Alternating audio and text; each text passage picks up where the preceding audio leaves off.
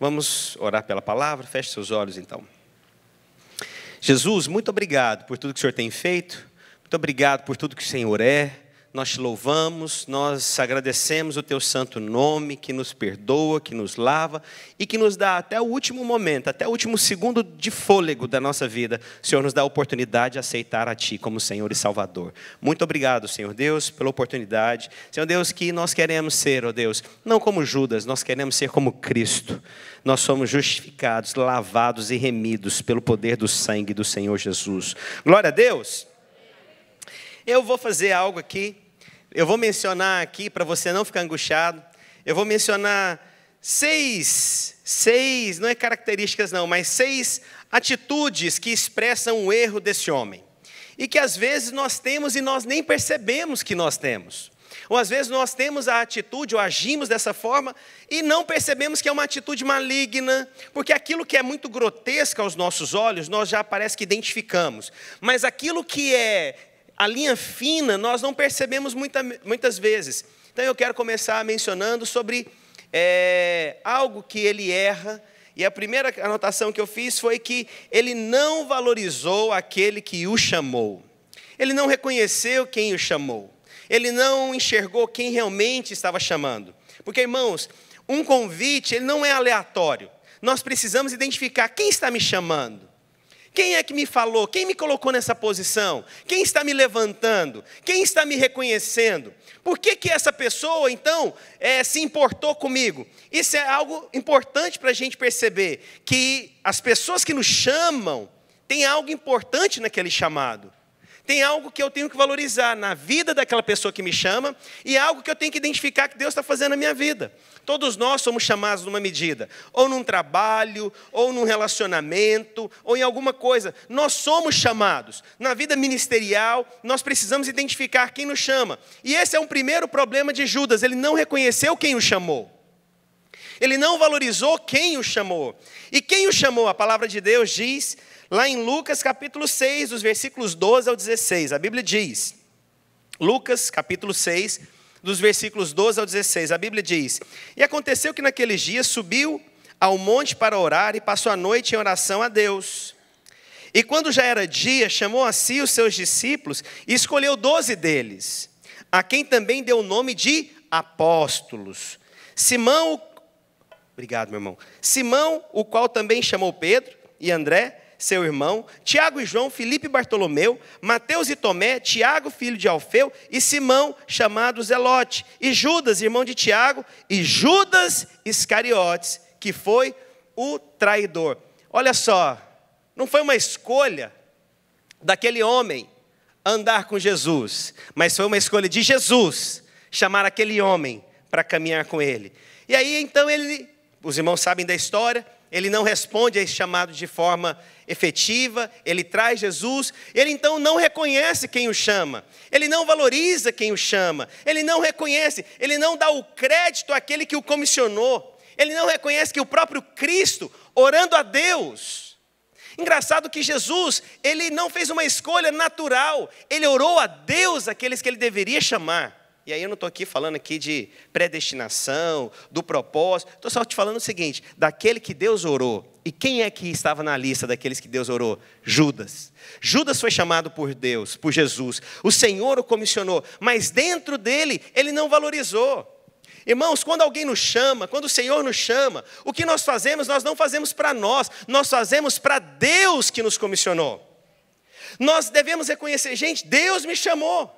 Quando alguém nos chama para caminhar junto, peraí, essa pessoa está sendo canal de Deus, por que essa pessoa me chamou para caminhar com ela? Tem algo da parte de Deus então, porque nós somos movidos e nós caminhamos debaixo de uma palavra de Deus. Essa é uma verdade que nós devemos entender. Então quando nós agimos e trazemos pessoas para perto da gente, nós devemos reconhecer, Deus está falando através da boca daquela pessoa, eu tenho que valorizar o que Deus chama, precisamos reconhecer quem Deus está levantando.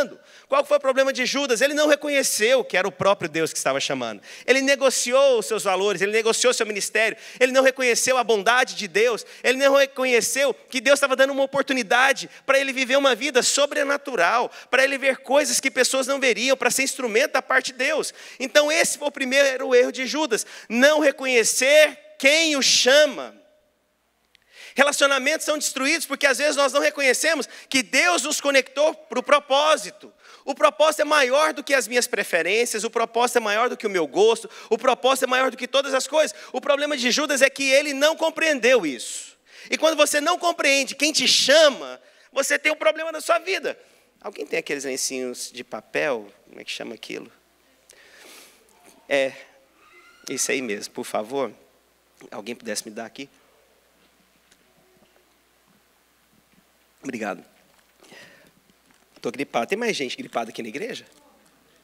Nossa, Pai da glória. Vamos orar no final aqui, viu, irmãos? Glória a Deus. Então, nós temos aqui esse primeiro erro. Quando nós não reconhecemos quem está nos chamando. Quando nós não reconhecemos ou não valorizamos quem nos chama. Quem chamou Judas? O próprio Deus. Jesus te chama, irmãos. Jesus te chama. Isso não é frase de efeito, não. Jesus te chama. E o que nós estamos fazendo com o chamado de Deus na nossa vida? A gente está brincando de ser crente? Nós estamos caminhando de qualquer forma ou nós estamos dedicando os melhores dias da nossa vida para servir a Deus? Que nós possamos hoje, então, não caminhar como Judas, mas entender que nós somos chamados por Deus. Você pode falar isso para o vizinho? Você foi chamado por Deus? Segundo erro que Judas teve, a palavra de Deus diz o seguinte, lá em João capítulo 12, dos versículos 3 ao 5. Então Maria, tomando uma libra de bálsamo de nardo puro, muito precioso, ungiu os pés de Jesus e os enxugou com os seus cabelos, e encheu toda a casa com o perfume do bálsamo. Mas Judas Iscariotes, um dos seus discípulos que estava para traí-lo, disse, por que não vendeu este perfume por 300 denários e não deu aos pobres? Segundo o erro de Judas, o seu olhar sempre era terreno. O seu olhar era sempre natural. O seu olhar era sempre preso. Ah, mas por que gastar tanto dinheiro com isso? Por que não dá aos pobres? Mas o que essa mulher estava fazendo era honrar a Deus. O que essa mulher estava fazendo, havia algo profético da parte de Deus. Havia algo muito maior do que nós possamos aqui nesse momento pensar. Há algo da parte de Deus com atitudes que às vezes a gente não percebe. Por mais que sou estranho aos olhos das pessoas, tem algo por detrás disso. Me lembro uma vez, nós viajamos e eu fui ministrar para pastores. E meus 3 filhos, muito pequenos ainda, o Joshua tinha meses, a Sofia novinha, o Arthur novo, e eu não tinha com quem deixar os filhos. E a Gisele, a gente ia ministrar para os pastores, e era, se eu não me engano, era em Jacksonville. E aí, então, nós ligamos para uma irmã, preciso da sua ajuda, a gente paga para você viajar conosco, para você poder ficar com os nossos filhos, mas eu gostaria que você fosse nessa viagem, porque nós não temos com quem deixar os nossos filhos. Aí, então, a irmã foi para lá, né? Ficou na sala lá, enquanto eu ministrava no prédio para os pastores, ela ficou numa sala com os meus filhos. Mas depois que terminou tudo, eu fui nessa irmã e eu tive algo da parte de Deus. Falei, irmã, enquanto muitos olham para você só como uma babysitter, que veio para ajudar, ou veio trabalhar aqui por conta dos filhos do pastor, eu vou te falar uma coisa. O fato de você ter ficado com os meus filhos me deu liberdade para ministrar na vida dos pastores e edificar várias igrejas. Eu vou te falar, quem foi instrumento de Deus aqui hoje não fui eu, foi você. E ao ficar com os meus filhos, você pôde abençoar dezenas de igrejas aqui. O que é o olhar agora? Eu estou tirando o meu olhar para as coisas naturais. Ah, mas vai gastar dinheiro com isso? Ah, mas você vai só servir na casa de alguém? Ah, mas você só vai limpar a casa de alguém? Ah, mas você vai trabalhar por isso? Quero te falar, irmãos, que uma atitude sua é abençoadora e você é canal na vida das pessoas, sim, mesmo que ninguém veja. Eu li uma história, não sei se é verdade ou não, mas conta-se uma história de uma senhora que trabalhou durante anos na Casa Branca. E ela viu vários presidentes trabalhando ali, sendo eleitos, depois saíam, vinha de novas, as novas eleições, mas ela ficava. E a história dela, não sei se é um romance que é por detrás, conta a história que ela sempre passava e orava pelos presidentes que ali trabalhavam. que presidiam os Estados Unidos da América. E aí eu fiquei pensando, eu falei, olha, ninguém conhece essa mulher, ninguém conhece essa história, mas uma coisa eu posso te falar, ela não teve um olhar natural no seu trabalho. Ela foi para aquele lugar sabendo, eu sou canal de Deus aqui. Isso muda. Quando você tem um coração de Judas, você acha que o que você faz é natural. Você não vê implicações no que você faz. Mas quando eu começo a fazer, gente, o que eu estou fazendo aqui agora tem reflexo da parte de Deus, então eu vou mudar a minha atitude. Eu vou agora olhar com os olhos daquilo que eu faço é da parte do Senhor Jesus. Então tire os seus olhos achando que você está fazendo são coisas pequenas, sem destaque, que ninguém enxerga nada. Olha, irmãos, mesmo que eu não veja, mesmo que muitos não vejam, mas o Senhor sabe de cada atitude que você faz para edificação. Fiz questão hoje, eu estou tão empolgado, irmãos, eu entro no prédio, eu fico perguntando, vocês viram a reforma? O que vocês acharam da reforma? Só para puxar o assunto, o pessoal fala, ficou bonito. Eu fico, irmãos, quando você não fica assim, não? Quando você faz uma reforma na sua casa, muda as coisas de lugar, você não fica falando, vem cá, deixa eu te mostrar o que eu fiz na minha casa. Vocês fazem isso, não? Deus que me livre, irmãos, tem que valorizar. Ô, trem. Eu sou metido, irmãos. Aí eu fico vendo as luzes aqui, eu vi aqui, tem 2 luzes verdes, que antes de começar ela faz um foco bem aqui, ó, onde eu estou. Eu vou provar, ver se não tem 2 luzes aqui, depois que ela junta e faz um foco verde aqui. E aí eu fui lá atrás dos irmãos, falei, irmãos, está lindo demais isso aqui, irmãos. Sabe, às vezes ninguém vê. Ninguém valoriza, às vezes, que o irmão está no som, o irmão que está na projeção, o irmão que está na iluminação. Ninguém vê. Mas o que eles têm feito, se o coração deles está voltado para o Senhor Jesus, é do Senhor Jesus que eles receberão galardão. Mas quando os nossos olhos são focados para as coisas naturais, é isso que Judas faz. Judas só olha para as coisas naturais, para o benefício natural. O que eu vou ganhar com isso? E sempre Judas tem uma ótica de acusação. Judas sempre acusa. Não, mas talvez se não tivesse dado esse óleo, nós tivéssemos vendido, a gente poderia ter dado aos pobres. E parece muito bonito e legítimo, verdade ou não é? Vamos dar aos pobres isso. Mas, irmãos, havia um propósito de coração, há algo profético ali quando ela unge o Senhor, há algumas coisas, há implicações no mundo espiritual. Mesmo que você não veja, o Senhor sabe das suas atitudes de coração, amém? Mas Judas sempre olha o natural. O que eu vou ganhar com isso, em outras palavras? Qual é o benefício disso? Qual que é o reconhecimento disso que eu vou fazer? Qual que é a glória disso? Para que eu vou lá? Só para ter trabalho? Para que eu vou abrir minha casa para uma célula? Só para ter trabalho? Sabe, Judas sempre olha, peraí, não estou ganhando nada. Não vou lá nisso não. Vou mexer com isso para quê? Para que eu vou ter dor de cabeça? Quero te falar uma coisa, esse é o coração de Judas. Mas quando nós temos um coração em Cristo, irmãos, tudo que eu faço é para Ele, por meio dEle, são todas as coisas. Glória a Deus. Terceiro erro de Judas. A Bíblia diz lá em João capítulo 18, versículos 1 e 2. A palavra de Deus diz o seguinte: tendo Jesus dito estas palavras, saiu juntamente com seus discípulos para o outro lado do ribeiro de Cedron, onde havia um jardim. E aí entrou com eles. E Judas, o traidor, também conhecia aquele lugar, porque Jesus ali estivera muitas vezes com seus discípulos. Terceiro erro de Judas, ele sabia muito sobre Jesus, mas ele não tinha relacionamento com ele. Ele sabia onde ele comia, ele sabia os melhores restaurantes que Jesus gostava de ir, ele sabia as melhores caminhadas que Jesus pudesse fazer. Ele sabia tudo, mas tinha um problema. Embora ele conhecesse muito sobre, ele nunca se relacionou verdadeiramente com ele. Às vezes eu posso caminhar com alguém e saber muito das manias, eu posso saber muito do que é dito, eu posso até saber do que você gosta, do que você não gosta. Vou te dar um exemplo. Não adianta, irmãos, você saber que eu não gosto de arroz doce. Presta atenção. Você pode até falar, não, eu conheço o pastor Márcio, ele não gosta de arroz doce. Mas, irmãos, o fato de você saber do que eu gosto, do que eu não gosto, não significa que você se relaciona comigo. É verdade ou não é? É verdade ou não é? Eu sei que o pastor Márcio, ele gosta de...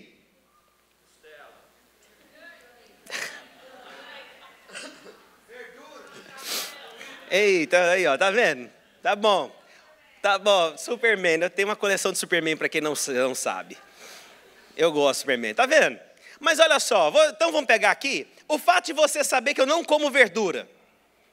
O fato de você saber que eu gosto de carne moída. O fato de você saber que eu gosto de picanha, ou que eu gosto de costela, ou que eu tenho uma coleção do Superman, não significa que você se relaciona comigo. O que foi o problema de Judas? Caminhou com Jesus, mas não se relacionou com Jesus. São coisas distintas.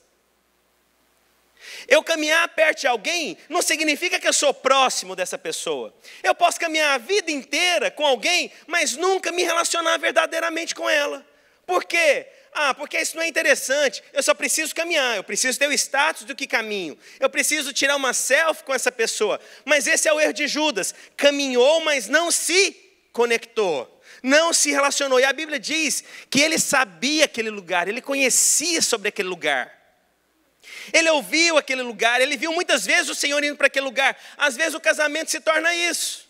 Você sabe muita coisa, mas você não se relaciona verdadeiramente com aquela pessoa.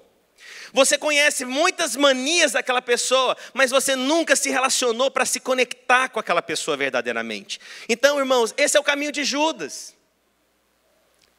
Esse é um caminho de Judas. Eu estou próximo, mas não conectado. Eu caminho lado a lado, mas não há uma interação. Não há algo verdadeiro. Não adianta você falar as coisas ou preferências do seu cônjuge, ou do seu amigo, ou dos seus pais, ou de ninguém, se você não se conecta verdadeiramente com ele. É totalmente diferente.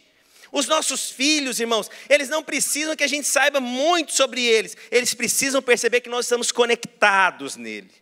Tem muita coisa que eu não sei, às vezes, do meu filho. E, às vezes, eu sou pego de surpresa com algumas coisas. Poxa, eu não sabia que esse menino tinha essa mania. Eu não sabia que ele gostava de tal coisa. Eu não sabia que o jogador preferido era esse. Mas eu tenho algo maior do que saber as preferências. É me conectar verdadeiramente a essa pessoa. Glória a Deus. Então é necessário a gente perceber que Judas se relaciona, mas de uma forma superficial. Mas o Senhor quer se relacionar conosco de uma forma profunda, genuína. Nós precisamos nos conectar com Cristo. Não é sabendo todas as regras, mas é sabendo todos os valores que estão em Cristo e Cristo em mim. Amém? Os irmãos estão me entendendo mesmo? Esse aqui é o terceiro erro que eu falei? Esse é o quarto agora. Ó. Quarto erro que Judas comete na sua caminhada. A palavra de Deus diz em Mateus capítulo 26, os versículos 14 ao 15. A palavra de Deus diz: então, um dos 12, chamado Judas Iscariotes, foi ter com os principais sacerdotes e disse: que me quereis dar, e eu vou-lo entregarei. E eles lhe pesaram 30 moedas de prata. Olha o que acontece aqui agora.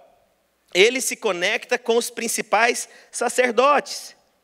Ou seja, quarto erro de Judas: abriu com pessoas erradas. Ele procurou pessoas erradas, ele se abriu com pessoas erradas, ele falou coisas com pessoas erradas, ele mostrou sendo vulnerável ao procurar pessoas erradas, e às vezes nós erramos como Judas. Nós abrimos a nossa vida para pessoas que nós não deveríamos. Nós ficamos expostos, muitas vezes, porque nós nos abrimos para as pessoas que nós não deveríamos. Nós falamos de outras pessoas. No caso aqui, Judas está falando de Jesus para esses principais líderes. Nós às vezes abrimos vidas dos outros para pessoas que não deveríamos. Nós expomos problemas alheios com pessoas que nós não deveríamos. Aonde que está o erro? Em quem ouve? Vou te falar, não, irmãos. O erro está em quem fala. Nós precisamos, irmãos, quando nós formos falar para pessoas que ouçam de forma verdadeira o que a gente está falando, que realmente se preocupem com aquilo e que tenham parte do problema. Nós não devemos abrir para as pessoas problemas nossos. Pastor, você não está falando que eu não devo me abrir? Não, irmãos, eu estou falando cuidado para quem você abre. Porque quando você abre alguma coisa para alguém, você corre o risco de se tornar refém daquela pessoa. Você já abriu alguma coisa para alguém que você ficou: meu Deus, para que eu fiz isso? Levanta a mão. Agora levanta a mão esquerda quem fez isso. A direita agora? As duas agora. Entendi. Quem ficou com a mão de baixo? Falei, eu não vou levantar, não vou errar de novo, não. Quero te falar, esse foi um erro de Judas. Qual que foi? Se abrir para pessoas que não fazem parte do problema. Quantas vezes nós expomos coisas particulares e depois que você fala, você se torna refém. Hoje no curso de casais eu vou mencionar isso. Deixa eu ver se eu vou. Não sei se está na minha pauta, mas uma vez eu falei até para minha própria esposa. Falei para ela, amor, cuidado para quem que você abre, às vezes, coisas íntimas nossas, porque o que você pode gerar é só curiosidade na vida das pessoas. Porque nós, pastores, quando a gente vai ministrar, a gente traz um exemplo de alguma coisa que acontece. E a gente não pode abrir coisas que nos exponham. Ou, às vezes, a gente quer conversar com uma forma mais livre. Então, por exemplo, quando eu estou reunido com os pastores, eu não fico falando coisas que eu vou expor algumas coisas da minha esposa. Eu não vou falar coisas íntimas que cabem entre eu e ela. Por quê? Porque pode somente gerar uma curiosidade no próximo. Então, nós, às vezes, abrimos coisas para pessoas que não deveríamos. Às vezes nós colocamos problemas nossos com pessoas que nós não deveríamos. Colocamos fragilidades para pessoas que nós não deveríamos. Cuidado para quem você abre a sua vida. Cuidado com quem você compartilha a sua vida. Sua vida é preciosa demais. E às vezes você se torna refém. Olha, irmãos, eu poderia contar tantos exemplos aqui, mas sabe por que eu não conto? Porque eu não posso expor a vida das pessoas. Cuidado. Erro de Judas. Procurou pessoas e se abriu para pessoas que não deveria. Ah, mas eu gosto tanto dessa pessoa. Pois é, mas Deus mandou você fazer isso? Quinto erro de Judas. São 6, para você ficar, falta mais 2 aqui, eu termino. Amém? Vamos recapitular qual foi o primeiro? Alguém anotou? Não, olha, tem gente que anota aqui a palavra. Glória a Deus. Não valorizou o chamado. Quem chamou Judas? Jesus. Direcionado por quem? Por Deus. Qual foi o segundo? Os olhos dele estavam voltados para as coisas naturais, terrenas, limitadas. O seu olhar não era um olhar para... Qual foi o terceiro erro de Judas? Sabia muito sobre Jesus, mas não tinha relacionamento. Qual foi o quarto erro? Se abriu com pessoas erradas. Eu preciso perguntar de novo. Alguém já abriu para pessoas erradas o seu problema? E você ficou refém? Ficou. A pessoa olha para você, vamos supor que você fez uma coisa muito errada. Sei lá. Colocou a bomba, uma bombinha, não pode falar bomba aqui nos Estados Unidos. Colocou uma bombinha no muro do vizinho. E o muro explodiu. E quebrou o muro inteiro. Aí você ouve essa história. Aí depois chega essa pessoa na sua casa e fala assim, vamos soltar fogos de artifício hoje? Você vai deixar, irmãos? A pessoa vai olhar para você e falar assim, você explode muro, rapaz. Às vezes é assim. Às vezes nós erramos e aí a pessoa olha para você e fala assim, mas quem é você para falar isso? Quem é você para poder falar que eu errei? Isso mostra o quê? Que nós abrimos, às vezes, para pessoas que nós não deveríamos. Quinto, a palavra de Deus diz, Mateus capítulo 26, versículo 50. Jesus, porém, lhe disse, amigo, a que vieste? Então, aproximando-se, eles lançaram mão de Jesus e o prenderam. Judas não percebeu o tempo de oportunidade dado para ele, um tempo de restauração, um tempo de uma nova chance. A palavra de Deus diz que o Senhor chama Judas de amigo. Irmãos, Jesus está dando uma oportunidade ali naquela hora. Amigo, em outras palavras, essa é a última vez que você vai me ouvir. Amigo, é isso mesmo que você quer fazer? Amigo, olha só, Deus é um Deus de oportunidade, irmãos. Deus é um Deus de recomeço. Posso ouvir um amém? O que Judas está fazendo? Judas está chegando para trair o último ato próximo de Jesus, o último momento de relacionamento com Jesus, e Jesus deu a oportunidade. Olha, você já errou até aqui, Judas. Você já fez coisa errada até aqui, Judas. Você já tropeçou muito para trás, Judas. Você já conversou com gente que não deveria. Você já se abriu com gente que não deveria. Você já me acusou várias vezes. Você me roubou várias vezes. Mas Judas, essa aqui é a sua última oportunidade, meu filho. Eu já te dei muitas. Amigo, o que você veio fazer aqui? Ah, Senhor, eu vim aqui para te trair. Me perdoa, me dá uma oportunidade, Senhor Jesus.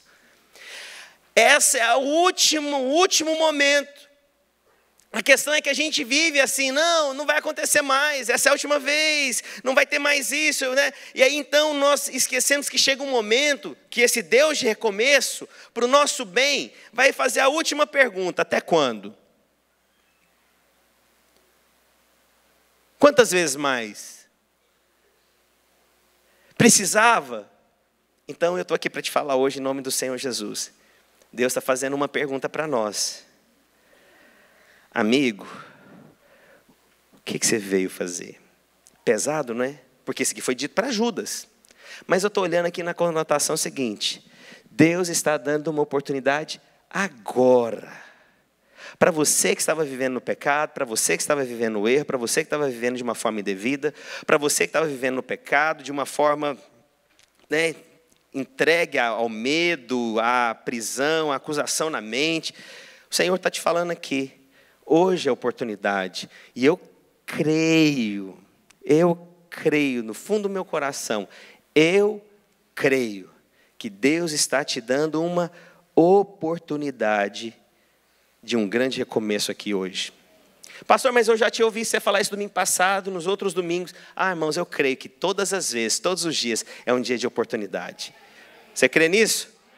Então, esse foi o quinto erro que eu anotei aqui. Ele não entendeu o tempo de oportunidade que está diante de você. E o último que eu quero mencionar, ele está conectado com esse outro versículo que eu li aqui agora.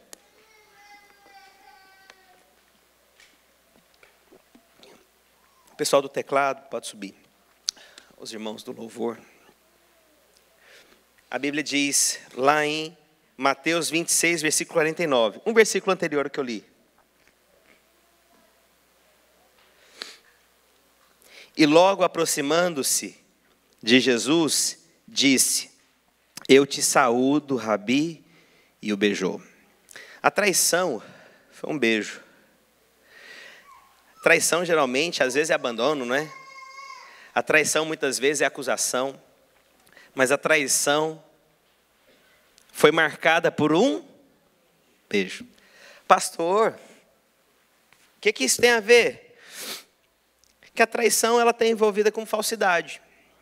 A traição está envolvida com um coração errado. E a traição aconteceu por conta de um beijo. Não por conta do beijo, ela foi concretizada por um beijo. Beijo nem sempre significa intimidade. Beijo nem sempre, às vezes, significa que eu estou conectado em você, que realmente eu te amo. O beijo, às vezes, ele pode significar simplesmente uma traição. Pastor, o que significa isso? Às vezes, irmãos, nós temos pessoas que, na verdade, elas não estão vinculadas a você.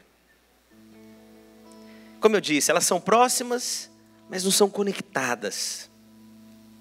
Ou às vezes nós somos assim com os outros. Eu sou próximo, mas eu não estou conectado verdadeiramente. Pastor, onde a gente vai chegar com essa palavra? Olha, irmãos, eu sei aonde que ela chega no meu coração, mas eu não sei aonde chega no seu. Mas eu queria conversar com você, falar para você, pregar para você, que às vezes as nossas atitudes, ela realmente ainda não expressou o que tinha que expressar. Mas ainda tem oportunidade. Quantos querem receber essa oportunidade aqui hoje? Então a minha oração aqui hoje é que se alguma atitude de Judas, se coisas que você deveria ter aguardado e não aguardou, se coisas que você deveria ter feito e não fez, se reconhecer aonde você está, eu não sei, irmão, sinceridade, Mas eu posso falar algo para você em nome do Senhor Jesus. Deus deu muitas oportunidades para Judas, irmãos. Eu creio que Deus está nos dando uma grande oportunidade aqui hoje. Mesmo, esse amém. Então eu quero orar para você que está aqui hoje, em nome do Senhor Jesus. Eu quero orar para que esse espírito que às vezes tenta nos odiar de Judas, seja encerrado aqui agora em nome do Senhor Jesus. Esse espírito que às vezes nos aprisiona. Esse espírito às vezes que nos envolve. Eu quero em nome do Senhor Jesus orar pela libertação desse espírito que nos envolve às vezes. E às vezes nós não entendemos, nossa, mas por que é assim? Por que é aquilo? Olha, irmãos, eu acredito. Não acredito que Deus manda miséria para você. Eu creio num Deus que vai te abençoar. Eu creio nesse Deus de vida. Agora, eu posso aprender nas situações com Deus? Posso. Bati o carro, pegou fogo, explodiu não sei o quê, perdi dinheiro, fiz um negócio errado. Não acredito que Deus manda isso não. Mas eu acredito que Deus fala na sua vida. Eu acredito. Eu acredito que essa oportunidade Deus vai falar. Não acredito que Ele mandou. Eu acredito, irmãos, que os tropeços, eles vão acontecer. Mas não acredito que Deus te coloca para tropeçar. Mas Deus fala com você nos tropeços? Fala, com certeza. Não sei, só posso te falar algo. O Deus que nós servimos, Ele está nos dando aqui agora, está dando para você esse recomeço, esse frescor. Sabe aquela coisa? Gente, eu andei tão bem até aqui, logo agora que eu errei.